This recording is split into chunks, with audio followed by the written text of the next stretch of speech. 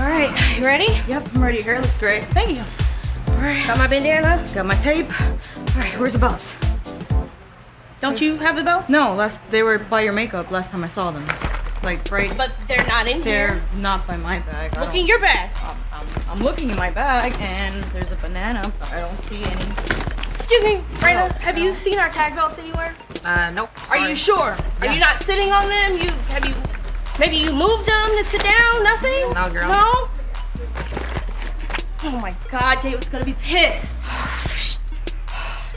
Come on, we gotta find them. They're somewhere around here. They're somewhere around here.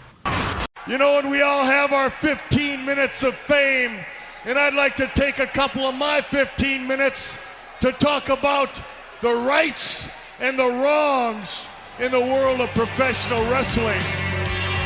And it is for the WWE Championship. This match is for the ECW World Heavyweight Championship. The World Heavyweight Championship. The match and new NWA Heavyweight Champion. We appreciate you guys coming out and taking your time to support women's wrestling in America. This match is for the AWA World Heavyweight Wrestling Championship. Welcome, everyone, to another edition of the Rights and Wrongs of Pro Wrestling. This is your host, Mr. Green, and we are back after reviewing another episode of WOW, Women of Wrestling. We are up to episode 28. Of course, as I've said on several of these, and I have to reiterate, these episodes are available all for you to watch. I mean, you could look at it ahead of me if you like, but they're there on the CW app in the on-demand section, as well as Pluto TV. Also, it is on demand, even though they don't call it that. I mean, but you go to the top, you have the stuff that's running live, which of course you just scroll through on Pluto, since it's like its own kind of cable app or cable broadcast with several channels. But it also has stuff such as WOW and other movies that are sitting there available for you to just kind of pick out as you want. To go to the top, go to the in-demand version or on-demand section and scroll through and find it. You can check it out there. Just keep in mind, for those of you, I mean, look, it's only so much that you can keep hitting at this point because, you know, the show's been taped and sitting in the can for like 2 years. So, you know, there are spoilers that are floating about, particularly if you go to the WOW Facebook page, or you go to some of the ladies that participated in the WOW's social media and things like that. So just be aware that if you're trying to avoid that, those things exist, and you're probably not going to be able to get away from it too much. Just understand that. Also, I needed to bring up, because there was a point in time that WOW was asking people to watch the shows along with them. They were saying, hey, come on, we're going to do this watch along. And I had no idea. I was like, what are they talking about? How can, they're not giving a time or a date or anything like that. What I did find is that WOW not only airs as an on-demand product, but it is on Pluto TV on one of their channels. Now, originally, when it said that they had it on one of their channels on Pluto, I thought they did something similar to what Impact Wrestling did. Impact essentially has their own wrestling channel. You can go on Pluto TV, and it is listed as channel 734, and it's Impact Wrestling all day, every day.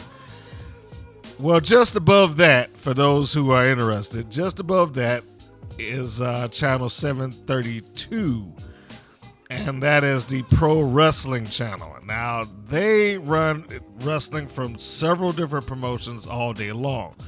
One of those promotions that was airing on there, well, WOW. WOW came on a couple of times at 5 p.m. Central. Was it Central? Actually, I don't even think it was Central. I think it was Pacific. that they would air these things. So he had to kind of adjust for the time also. But needless to say, I bring that up because just giving you the other option of where and how you can watch it. So yes, you can look at it on In Demand, but they also had it on the Pro Wrestling channel on Pluto TV. I don't know if it's still running on there now because they've had, so many different watch-alongs and start and stops, and I don't know the full layout of their arrangement with these places. So you can always go in there and check the guide. That is one perk that exists in your favor. Before we go into the review of the episode, I think it needs to be brought up that as of this recording, Tessa Blanchard has seemingly crossed, some other people the wrong way. And surprisingly enough, people within WoW, that had been kind of her last refuge in the wrestling world. Tessa had been, there's really no way that you can say it nicely. She's been earning somewhat of a reputation, and an ill reputation for the most part in the wrestling community. You can go back to the first Mae Young Classic. I think that was around 2017, where people thought that she would be a shoo-in to be picked up by WWE, and the rumors were that some attitude issues may have prevented that. She did go to Impact Wrestling, and they more or less rolled out the red carpet for her. I mean, they made her their world champion, which I still maintain was not a good thing for Impact Wrestling. They didn't gain anything from it, and at this point, they don't even acknowledge it anymore. They just kind of skip around that. But they did give a lot of attention to her. And when she won the championship, now granted, let's put this all in perspective. The pandemic had just begun, and she never got on any platform, officially to say, "Look, no, I didn't have a problem turning in the videos that they asked for," which apparently she did, because she didn't turn in any videos that they asked for. And I have to say some of that does fall on Impact Wrestling, because it's not like any of this was a secret. She was having problems. The accusations came out days before they put the title on her. They chose to put the title on her anyway. And with that came, the backlash of people saying that she was racist or, hard to work with and this, that, and the other. I know Impact wanted to have their, we got the first woman in wrestling that ever won the World Championship. But, like I said, they gained nothing from that, because they don't even bring it up. And it is hardly acknowledged at all, if any.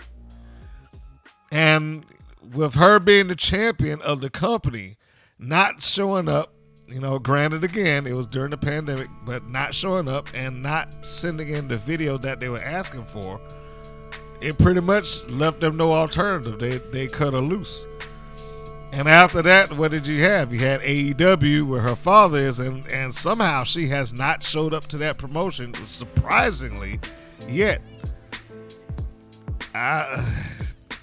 It's a wonder, because she is exceptionally talented in the ring. And I don't think anybody's going to deny how good Tessa Blanchard is as a wrestler.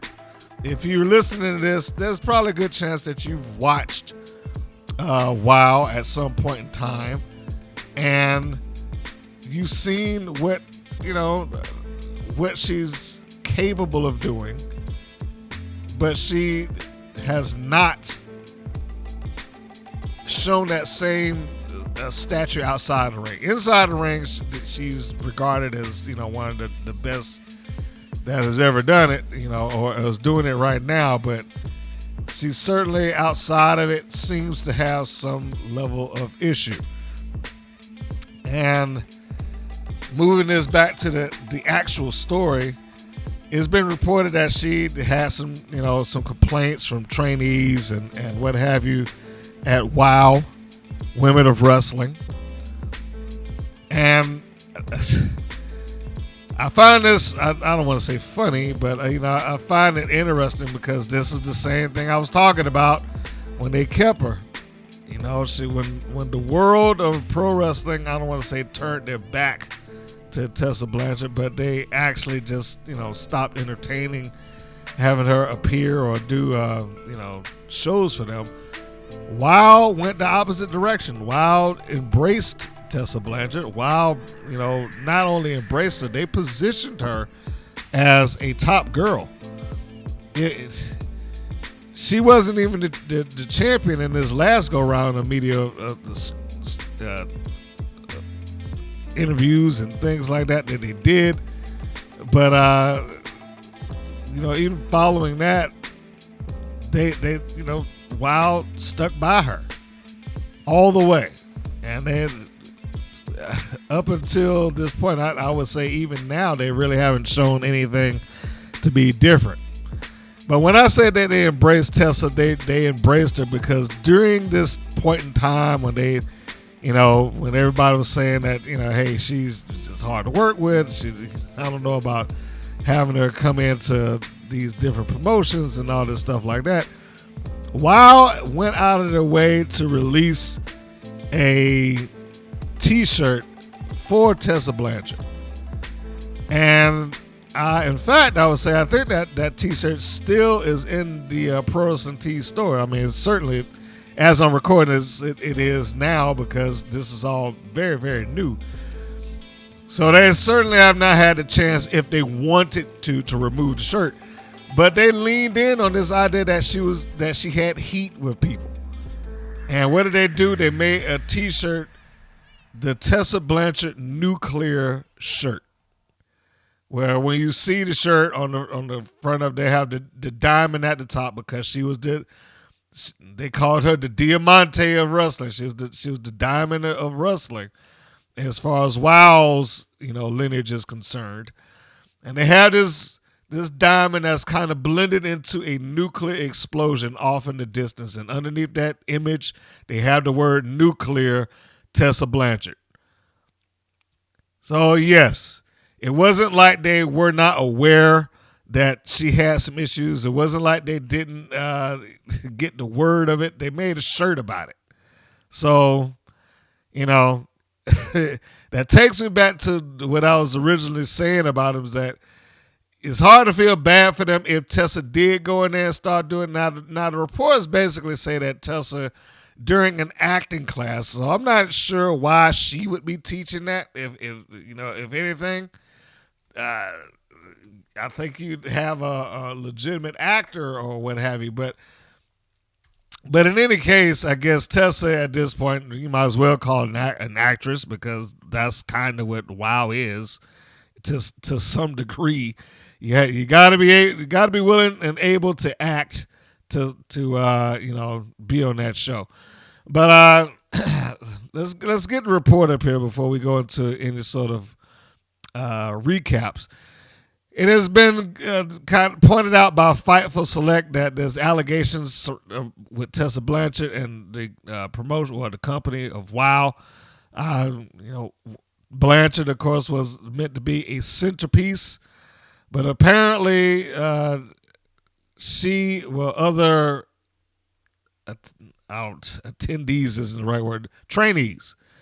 The trainees there have said that, she might be a little bit of a problem following the accusations that she being Blanchard verbally dressed down or argue with or hollered at a wrestler in WoW. But she's known as Samantha Sage. And in WoW, of course, they haven't released a new roster. But she is working as Americana, I believe. So, but anyway, it is, like I said, it was reported that she was having a bit of a falling out with the management of WoW because of this. Canceling the acting classes after this is the Fightful's words, not mine, tearing apart Samantha Sage. While also being removed from, having herself removed from the role of training talent, and Selena Majors reassuming that. Of course, the person that we're talking about being removed, Tessa Blanchard. So, in any case, there has been no direct response from either party. Tessa Blanchard has not said something. There has been a kind of vague post showing her pastor and some words that he said on her Instagram. WoW hasn't said anything, which is not surprising because they did the same thing the last time they had some issues. Well, I shouldn't say they had some issues, but Tessa had some public issues. It was a little bit of a gag order put on by the company to all other roster members. Do not address that. And since everybody that has gone into WoW, and I will agree with Fightful and Sean Ross Sapp, I believe he was the person that basically said that this isn't verbatim, but essentially said that most of the people that have gone to WoW do not like to say anything about WoW because they feel like the people that's in charge of it have more power than they actually do. Well, that was an interesting way for him to word that, but I will agree to some level that most of the people that go on WoW generally don't like saying things about WoW for whatever reasons. Some people say it's because of the non-disclosure agreements, and that they're concerned about backlash. They're concerned about backlash from the company. And let's face it, for some of them, this is their TV shot.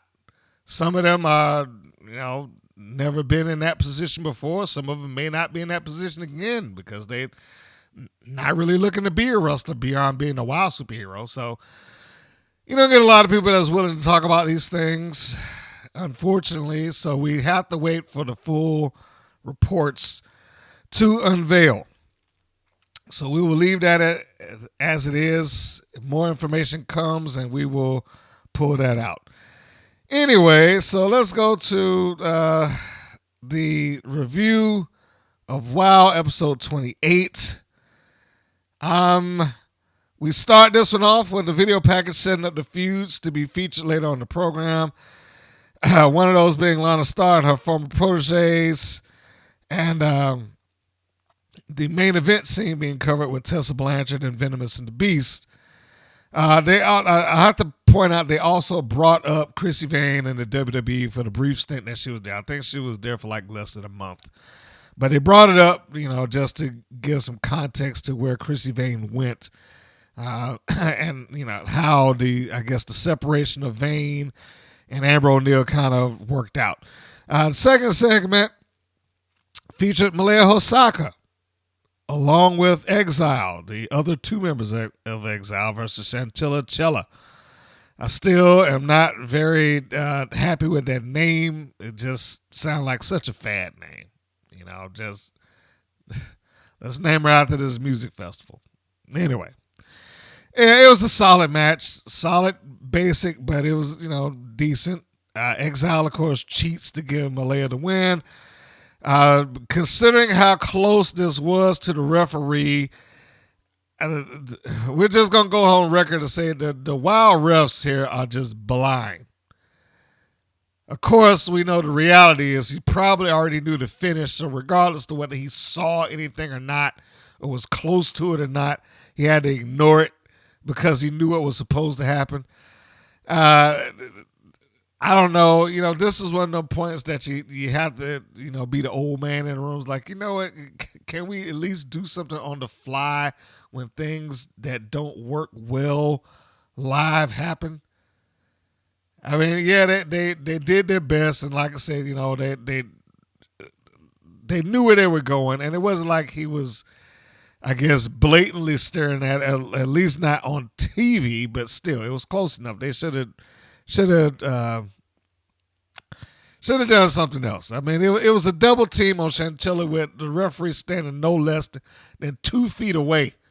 And like at your worst, unless you're deaf and blind, you should be able to see it. But that's another issue. Anyway, yeah, they need to do something about that.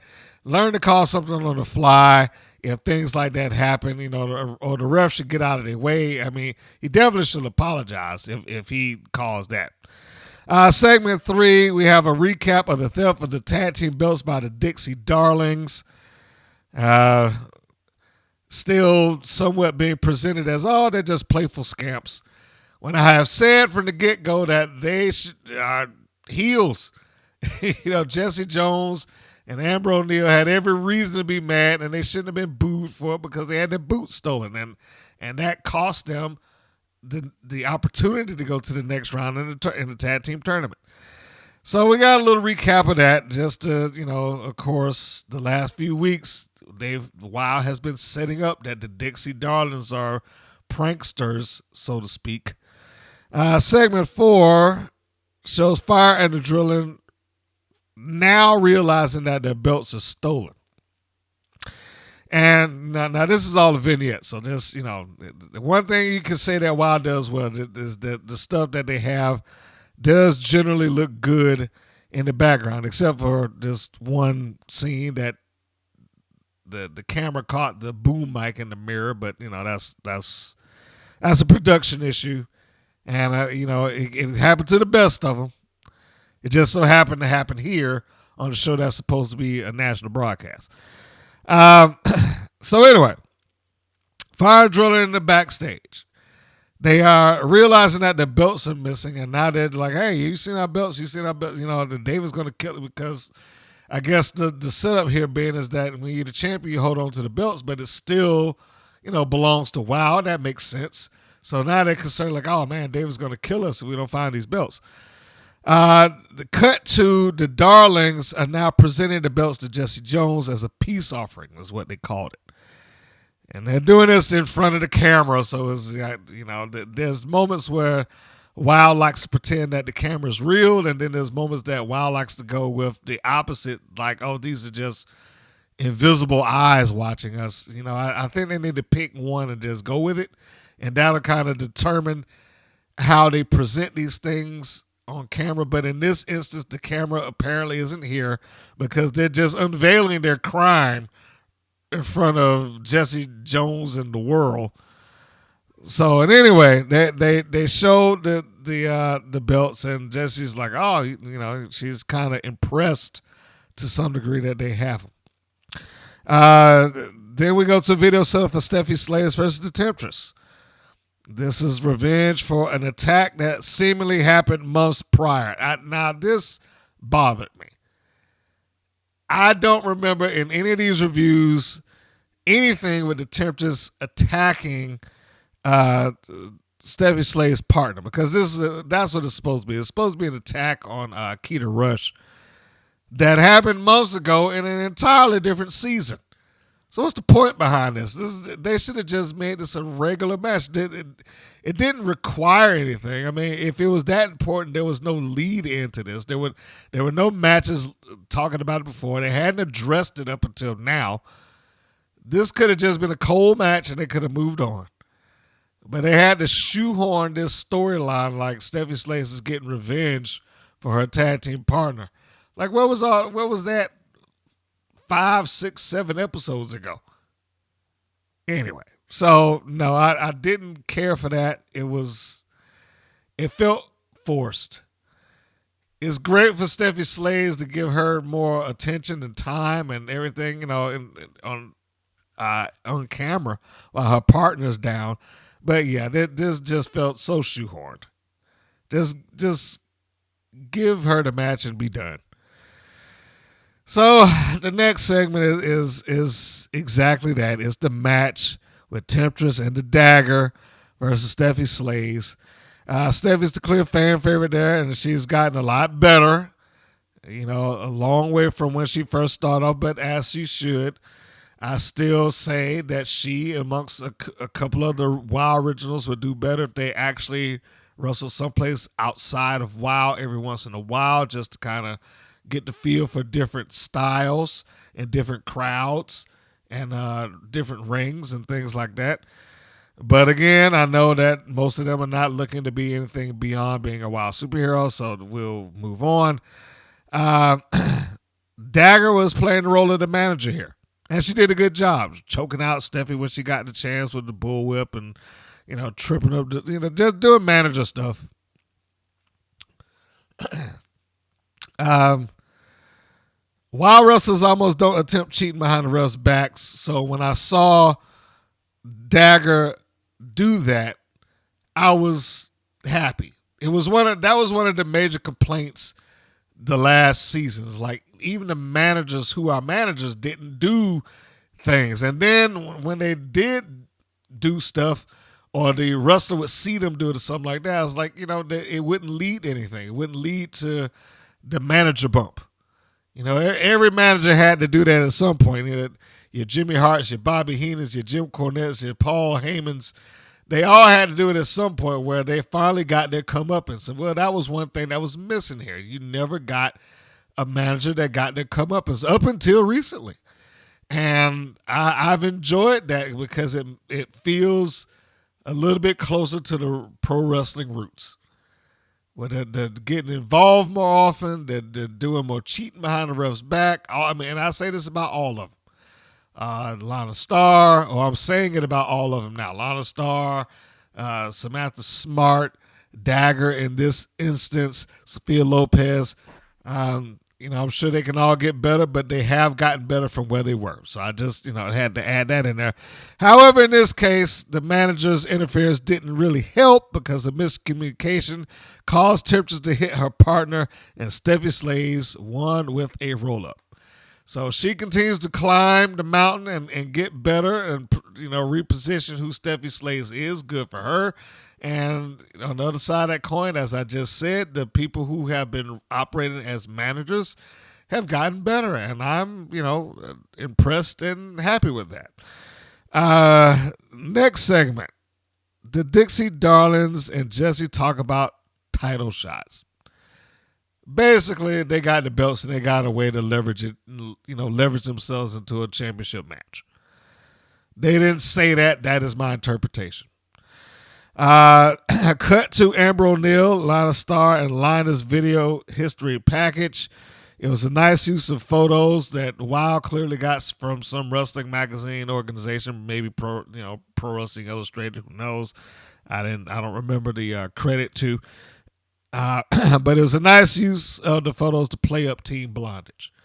Now I have to say this about Team Blondage and Wild, because Team Blondage, in the grand scheme of wrestling history, and I say this with all due respect, was not a big enough tag team for the audience now to care.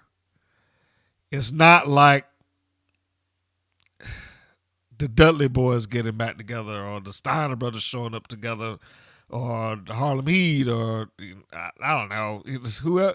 Whatever major teams you want to talk about that put a real name for themselves, it's not like Blondage was together enough to do that. Now, they were the premier team for women's wrestling at that time because there wasn't a lot of them to argue that point. But I will say, despite the fact that, I don't think the Wild audience would get Team Blondage, I will say the Wild did almost everything that they could do to reestablish the history between O'Neal and Chrissy Vane through the footage and, telling in the video package, telling everybody, well, they did this tag team and, they ruled up and down the East Coast and stuff like that. I mean, they played it up, but they're supposed to. So kudos to them and the production team for doing a good job of digging stuff up and creating that. The next segment 7, showed a backstage vignette featuring Lana Starr and Chrissy Vane, and both of them are in a recreation of Team Blondage gear. And that goes back to that production status again, because the audience, we're talking about the television audience, would not get that reference of what they're wearing if you didn't see the video packages first, assuming that you were unaware who Team Blondage was. Having the package and then seeing them come out helped a little bit. Now, I don't know if they get the chance to see these video packages when they tape the shows. I would imagine not. I'm thinking that that's all done later and in post. But in any case, if you were unaware of who Team Blondage was, and again, I'm going to say most of the WoW audience probably does not, and there's not a lot of footage of matches that they've done for you to do the research unless you buy some DVDs from like Shimmer or maybe some other people uploaded it on the YouTube or by now. But I doubt that most of them know who they are. But the video packages that they did, they're showing the photos of Team Blanche in their early phases, and then seeing the recreation of it through Lana and Chrissy. I think all of those things really helped the presentation of the history of Team Blondage and establishing them as a team to be reckoned with. And within the WoW universe, that could be a big thing. Or, it can help the tag team division if it goes somewhere. I doubt that it will, but if it does. This all, of course, sets up the next segment, which is the match. It's Chrissy Vane and Lana Starr versus Amber O'Neal and Alliance. This is a glorified singles match. And we pretty much knew it was going to be a glorified singles match. Just seeing Lana Starr with Chrissy Vane. Now, I'm sure Lana would like, and I mean this, in real life, I think that she would like to wrestle. But I believe she has some injuries that, made that a little bit of a difficulty for her. So, anytime, she's probably popped up once per season since then under the guise of I'm going to get in a ring or in a tag match, because that's the smoke and mirrors that they can throw in front of you so that she can move around and it works. But when I see her appear and she's in a tag match or something along those lines, I know immediately this is not going anywhere because she's not going to wrestle. She may do a few things to kind of get the illusion of it, but she's not going to wrestle. She's not going to take a bump. Lo and behold, that's exactly what happened. She didn't wrestle. She did one or two moves, and she didn't run or take a bump. So this was a match between Chrissy Vane and Alliance. The story being is that Amber didn't want to really get into the ring with, Chrissy Vane. Like they were still playing up some history there. Refusing to wrestle her former partner, which when that happened the first time, the first thing that went through my mind was angle alert. Whenever I've seen this is leading to an angle. We know what's happening. So we got the Lioness wrestling the bulk of this match. And even when Vane tags out to Lana Starr, Lana did a couple of punches and forearms and whatnot. Not a series of them, but one or two before she tagged back out to Chrissy Vane. Again, Lana takes no bumps. So whenever you see Lana Starr get up on the apron and she's a part of the match officially, just go ahead and discount her and count down the team, because this is all Chrissy Vane. As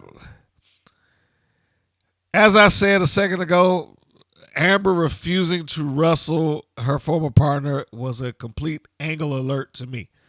And yep, what happens? Amber O'Neal turns on the Lioness, and the Lioness is beaten and jumped by all three members of the Hollywood Connection, who, Team Blondage 2.0, whatever you want to call them.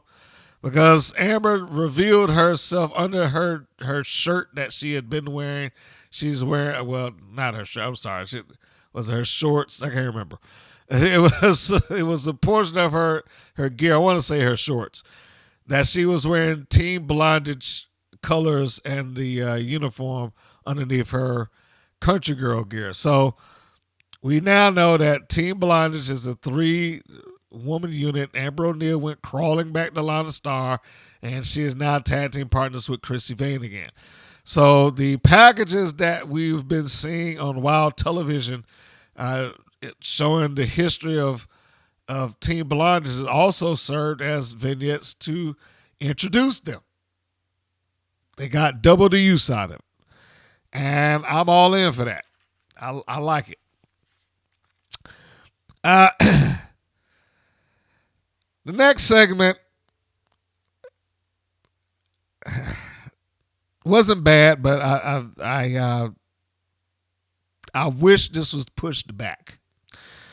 This was the match between the Beast and Venomous. Now, I know that they had to go ahead and, well, they didn't have to. They could do whatever they want.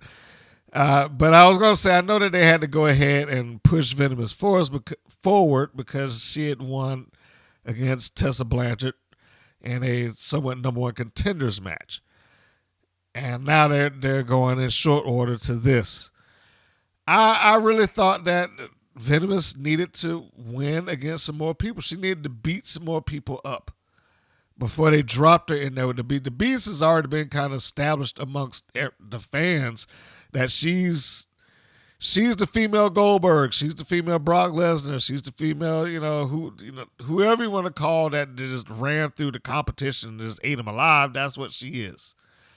She has been positioned as the dominant female with the exception of two people in that roster that were able to hang with her, Tessa Blanchard being one, Jungle Girl being the other. But outside of that, she has really not done much for anybody else to show that they're on her level. And I thought Venomous would do well because she was a big enough person and she had somewhat of a dominating win when she started showing up.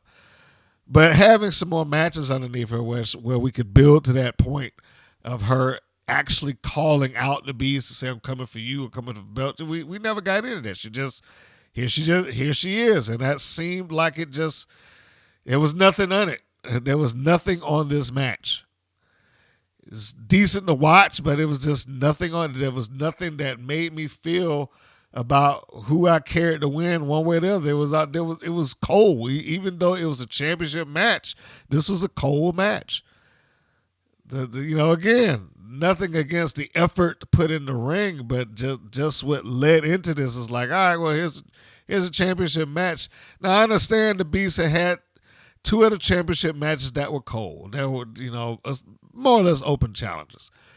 Disciplinarian and the Temptress, and those were fine because those helped establish the Beast against two women who I know helped her being the Beast out a lot in that ring to, get her going as a professional wrestler. But Venomous should have been different. Venomous should have been the one that was building towards so that by the time we got there could have been a video package showing the dominance of the Beast. It could have been a video package showing the dominance of Venom, where it's the irresistible force, immovable object scenario, and they're about to collide. We're past that now. Can't do it again. You only got one first time. They can make a great second, but you only get one first. This match was layered with sound sweetener, crowds cheering and whatnot when they really aren't, and with Beast chants when they weren't doing it. Venomous, despite not having the build that I would have liked, was presented here as a threat to the Beast. And I like that part of it. And it was a decent match. And Venomous was very good in helping to both keep herself strong and establish how tough the Beast is. But this match isn't a double DQ. And again, you can only get one first time. And this first time should have been more epic. Segment 10, that was the main event of the show. But segment 10, we have a promo or vignette being shot on the set of Voodoo Doll, Holiday, and Princess Ozzy's mansion or I don't know where they're supposed to be in this thing, but this was their thing. They were cutting it together. Now this goes back to what I was saying earlier about WoW sometimes goes in and out of whether the camera is an invisible eye versus is actually a camera. As this promo or this video is being shot, the Psycho Sisters barge in and attack, at everybody, including the camera. They knock it over. So in this instance, we know that the camera is a real thing. Yes, it is a thing that is there that they can address because they did. It got knocked over after the Psycho Sisters beat up Evil Incorporated, I guess. I don't know what we call them. They beat him down and then addressed the camera and cut a promo directly into the camera. So again, in most cases where it's some sort of invisible eye not to be addressed, here they get right up into it. Or, I was about to say Spike. I can't even think of her name right now. But anyway, it gets right up into the camera and Razor. That's who it is. And it looks like the Psycho Sisters got one over on them finally, because nobody gets, beats the Psycho Sisters and yada, yada, yada. That was until Voodoo, some of y'all remember her as Nina Monet, shot fire in the face of Razor. And the Psycho Sisters go down again. Why is this feud still going on? Where's this heading? Nobody's... Why is it made? Why, as the promotion is made, no effort to say, hey, look, we need to get this under control, or we need to offer them a match, or just to finish this up or something? Because they have been carrying this thing on for weeks. And one time it got met with just a brawl to the outside. The other one, I might be mismashing things together, but I know the Evil Inc. will again, bounce them out of the tournament. The tournament being for the tag titles, the Psycho Sisters. And it just feels like this is just going on and on and on and on and on now. Just give me a blow-off match and let's end this. Let's pull the Band-Aid off. As I'm not...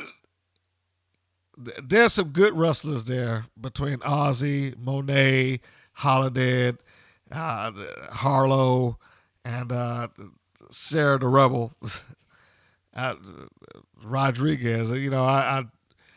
That's all indie names except for Ozzy. But with the exception of Mesmera, everybody there is a pretty accomplished wrestler, and I have to put the disclaimer about Mesmera again because I don't know her. I have never met this young lady. I don't know how hard she trains or what have you, but the problem is that she has little or no time on TV showing that at all, whether she is a good wrestler or not. So, I'm forced to assume that she isn't. The advertised debut match that they had last season that they left into the audio never happened. Anytime she's been inside some match, has been a multi-person match, and her time in said multi-person matches are usually very limited.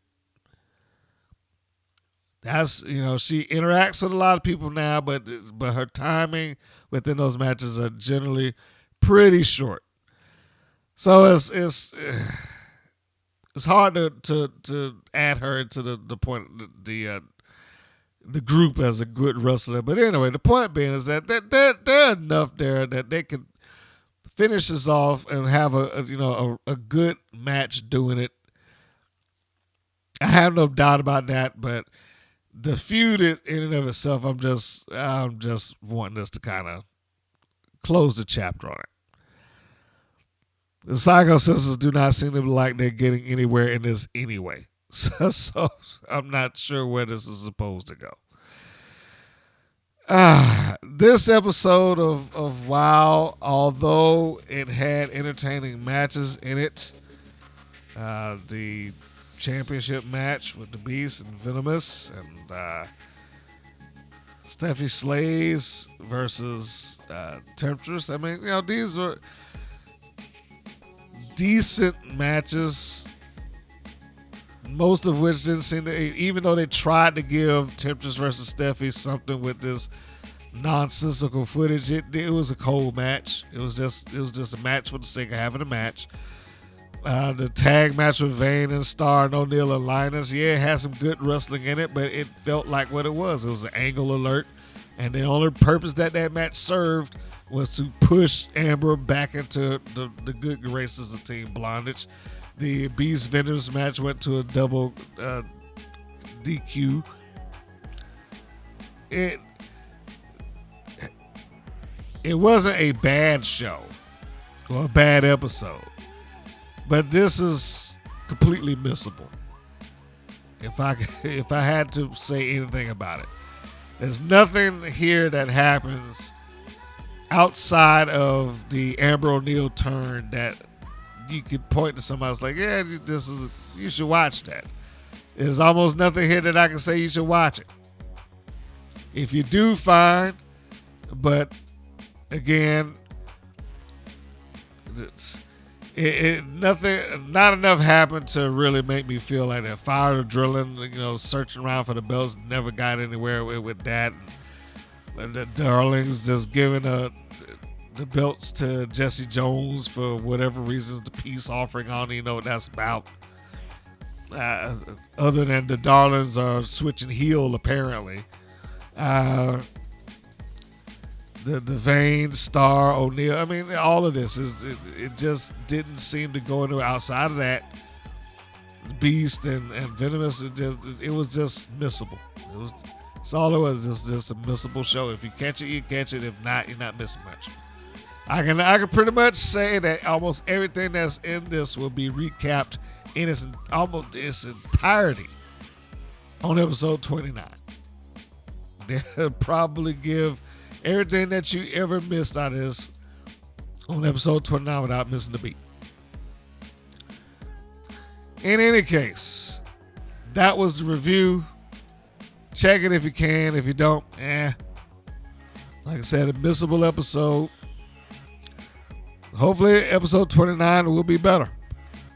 And we'll have more progression because we're almost at the end. The episodes of WoW that I have not watched are coming to a halt. I think I only got maybe 3 or 4 left, so time to kick it into gear. Anyway, if you are a listener out there that's looking to support the Women's Pro Wrestling Network, please give a like, subscribe, follow, whatever platform you happen to be on. If you are looking to follow, go to Women's Pro Wrestling Network. That will find us on Facebook and YouTube. All other places, WPN Wrestling. That includes the website. It is WPN Wrestling. Well, we've got a 24-hour-a-day stream of our wrestling content. Of course, it links to this podcast that you're listening to right now, which you can find on the greater podcast platforms. So wherever you subscribe, give this a subscribe, and that will help the show, or write a review. All those things help out a lot. Also, if you are so kind to go by the website that I just mentioned, WPN Wrestling, you have profiles that have been dropped in there, some shots of action from people that submit. If you want to submit it to, you can go to the contact page, and you got a photo of a match that you were at an indie show or something like that. Send it on over. And also, if not just for the podcast, go to YouTube. You can subscribe there. Just Women's Pro Wrestling Network. Subscribe, like the videos, help the channel continue to grow as you have done all these years, or months for those of you that might be new, or weeks for that matter. So with that, we're going to bring this show to a close until I come back for episode 29's review of WoW. But until then, be sure to check me out. Again, WPN Wrestling, do that on Instagram. I also participate in a podcast called Tales from the Grip for you movie buffs out there. So, Tales from the Grip, as in the grips that work on the movie sets. For those who didn't get that, I didn't name it. This is not my show. I'm just the host. But you can catch me on there also. You can find that on Instagram. And I think that is all the plugs I can do, other than if you are YouTube, go click the link below for the t-shirt spots. You can find one of those. That's an easy, quick way to support if you are willing and able to support. You liking and sharing it is support also, and I appreciate that to the absolute limit. And with that, we bring this show to a close. So, for those who have listened, thank you for your time and letting me review this show for you. And until the next one, this is Mr. Green saying that this is Mr. Green saying so long, and we will see you on the next go-round. Good night, everybody.